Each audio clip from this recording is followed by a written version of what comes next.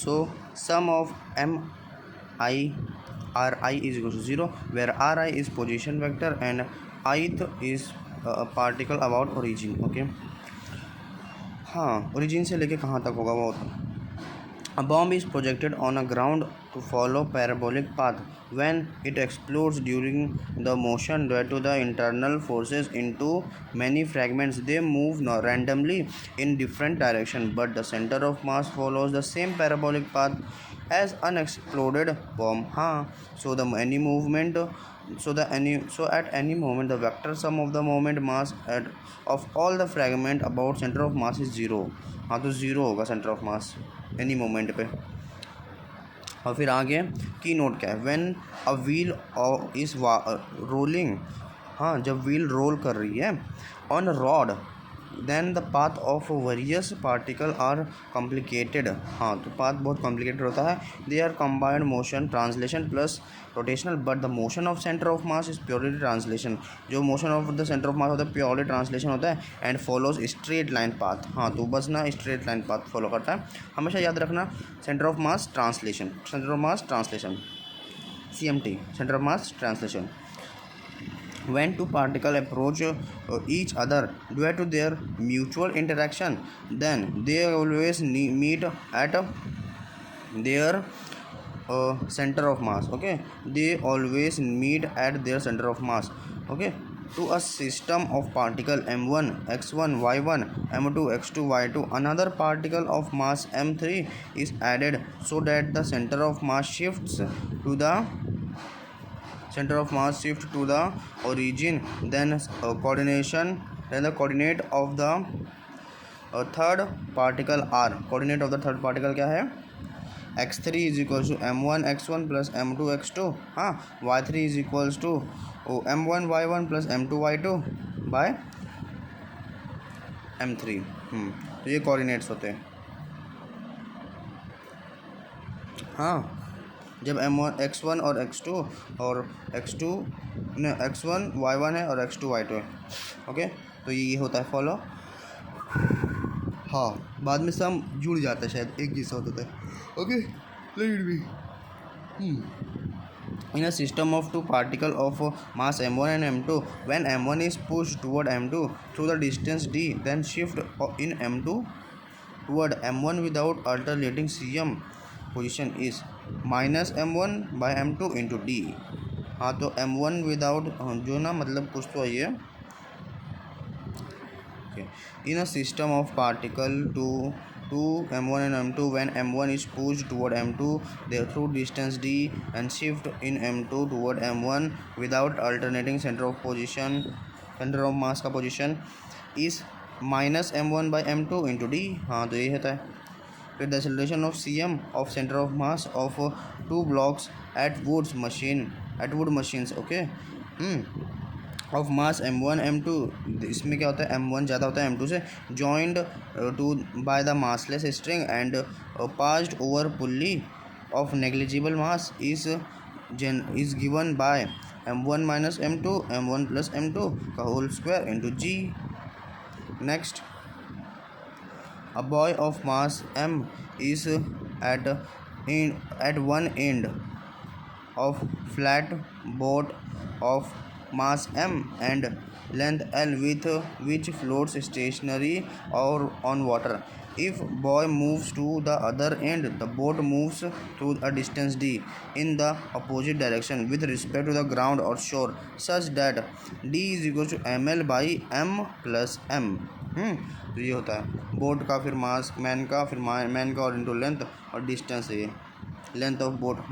The displacement of boy with respect to the ground, अगर ground से respect में करेंगे तो d dash is equals to minus m l by m. Boat का mass आ जाएगा फिर बाय एम प्लस एल. ये मास ऑफ बोट देखो M.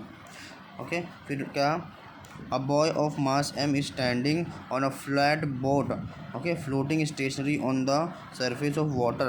If the buoy start moving on the boat with velocity vr, अब vr की velocity के साथ वो मूव करने लगा with respect to the boat, then अब velocity of boat with respect to ground is v is equals to minus mvr by m plus m. Negative indicates boat moves opposite to the velocity of the boy. जो boat होती है कहाँ move करती है? Opposite to the velocity of boy. Velocity of boy क्या है with respect to ground is v dash is equals to mvr by m plus v. अब velocity of boy क्या है with respect to ground? v dash is equals to mvr by m plus m.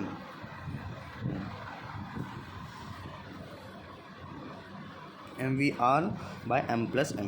Next, shift in center of mass in the different cases. हाँ, अब shift कैसे कैसे होंगी? Okay, which type of shifts are can be seen?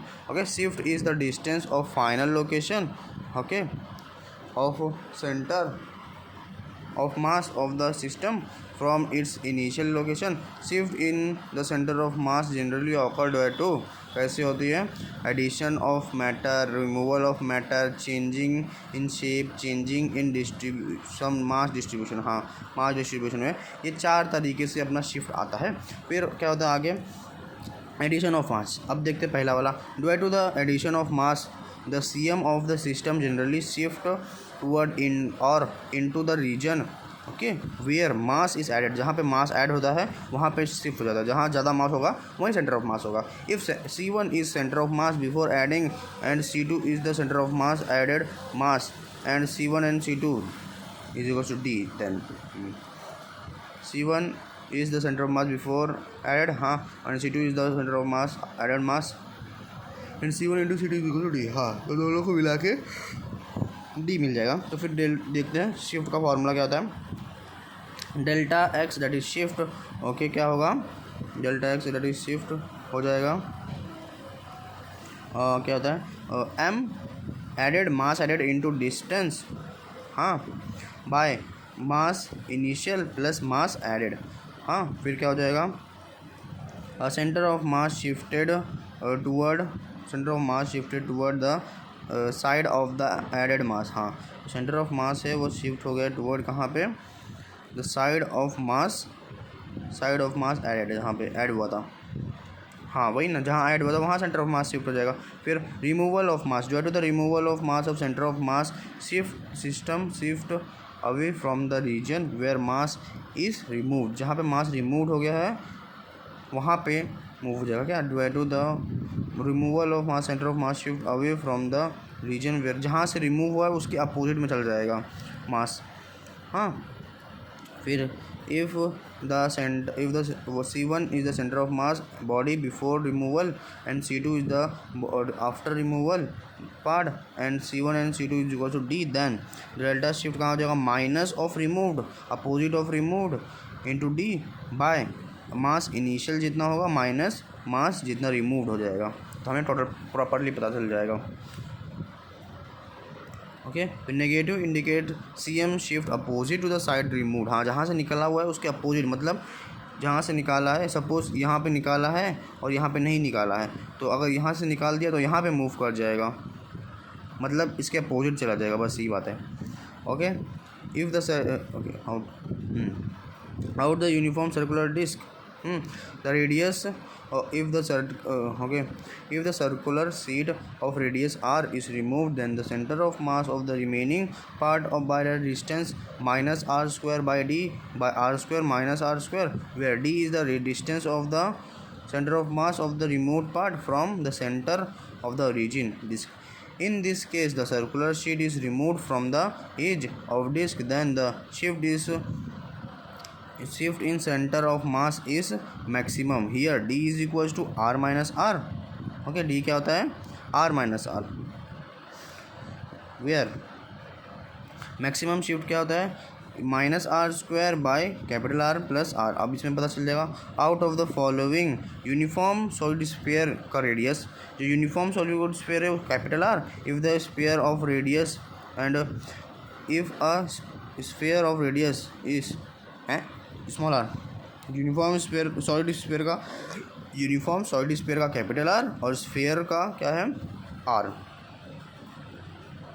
हाँ, then the centre of mass remaining part, जो remaining part का जो shift है by minus r cube d by capital R cube minus small r cube, where d is the distance of the centre of mass remove from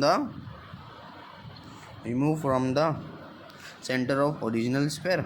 In this case, spherical cavity is made at the edge of the large sphere. Then shift in the center of mass is maximum. It is given by minus r cube r minus r cube minus r cube. To a circular disc of radius r1, another radius r2 and of the same material is added, then shift is the center cm, then shift in cm is x is equal to r2 का square r1 plus r2 by r1 का square plus r2 का square.